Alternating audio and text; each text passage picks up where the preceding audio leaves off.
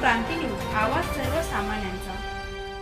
कळवण धक्कादायक, एकलव्य मॉडेल स्कूलच्या प्राचार्यांवर लाचखोरीचा गुन्हा दाखल। पुणे एसीबी सीबीआय विभागाची कारवाई।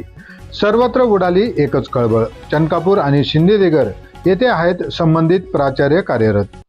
कळवण सुरगाणा तालुक्यातील शैक्षणिक क्षेत्राला हादरवणारी धक्कादायक घटना समोर आली असून एकलव्य मॉडेल निवासी शाळांमधील 2 प्राचार्यांवर लाचखोरीचा गुन्हा दाखल करण्यात आला आहे। पुणे येथील एसीबी सीबीआय पथकाने केलेल्या या कारवाईमुळे संपूर्ण परिसरात मोठी खळबळ उडाली आहे। मिळालेल्या माहितीनुसार शिंदेदिगर तालुका सुरगाणा व चनकापूर तालुका कळवण येथील एकलव्य मॉडेल निवासी शाळांचे प्राचार्य दीपक आर सोनवणे व प्रशांत देविदास सावळे यांनी एका कर्मचाऱ्याकडून चौकशी थांबवण्यासाठी तब्बल 40,000 रुपयांची लाच मागितल्याचा गंभीर आरोप आहे।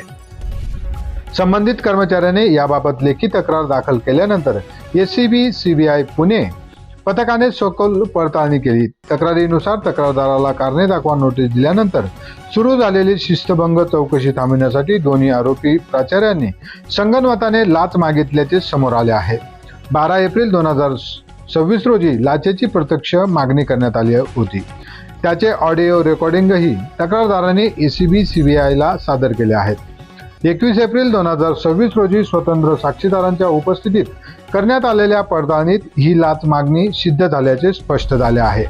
त्यानुसार दोन्ही प्राचार्यांविरोधात BNS 2023 कलम 61(2) तसेच भ्रष्टाचार प्रतिबंधक कायदा कलम 1988 2018 मध्ये सुधारित कलम 7 अंतर्गत गुन्हा दाखल करण्यात आला आहे। या प्रकरणाचा पुढील तपास सीबीआय एसीबी पुण्याचे पोलीस निरीक्षक यशवंत साळेवार यांच्याकडे सोपविण्यात आला आहे। सार्वजनिक सेवकाकडून अवाजवी लाचेची मागणी, काटकरस्थान आणि गुन्हेगारी कृत्य या गंभीर आरोपांमुळे या कारवाईकडे सर्वांचे लक्ष लागले आहे।